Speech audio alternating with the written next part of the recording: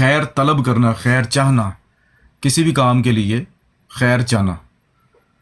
تو یہ استخارہ کسی بھی کام سے پہلے مسلمانوں کی یا کہہ لیں کہ مومنوں کی عادت ہوتی ہے کہ وہ ہر کام سے پہلے خدا کی خیر چاہتے ہیں. تو اس کا ایک طریقہ ہے، نبی کریم صلی اللہ علیہ وسلم نے ایک دعا بھی سکھائی ہے استخارے کے لیے. وہ دعا آپ یاد کر لیں، دعا لکھی ہوئی ہے ہماری جماعت کے اندر بھی موجود ہے، وہ گوگل پر آپ سرچ ماریں گے تو وہاں سے بھی نکل آئے گی. تو اس کا طریقہ یہ ہوتا ہے، ویسے تو دعا کے رنگ میں بھی آپ استخارہ کر سکتے ہو، لیکن اس کا ایک طریقہ یہ بھی ہوتا ہے کہ آپ رات کو سونے سے پہلے عشاء کی نماز کے بعد 2 نفل استخارے کے پڑھ کر آپ سوتے ہو. ٹھیک ہے، تو وہ آپ پڑھ کر سو جائیں.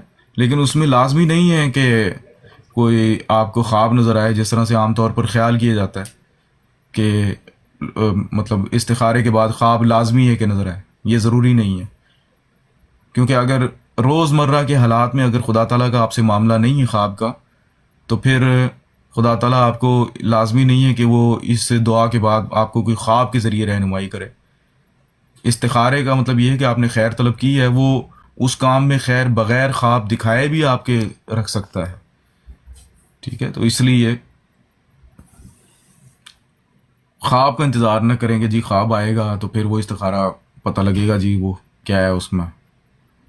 کئی لوگ جماعت کے بزرگوں کو استخارے کا کہتے ہیں کہ جی ہم نے شادی کرنی ہے یا کوئی اس طرح سے ہے تو وہ استخارہ کریں آپ.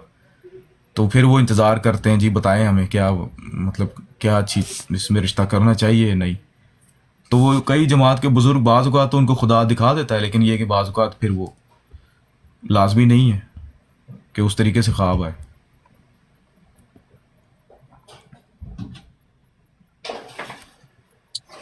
نیچے ایک نادر بھائی آفتاب راجہ ہے، اس کی آئی ڈی نا پرائیویٹ ہے، تو صرف مسرور بھائی اٹھا سکتے ہیں. وہ کب سے کہہ رہا ہے کال پہ لو بھائی اپنی آئی لگ رہا.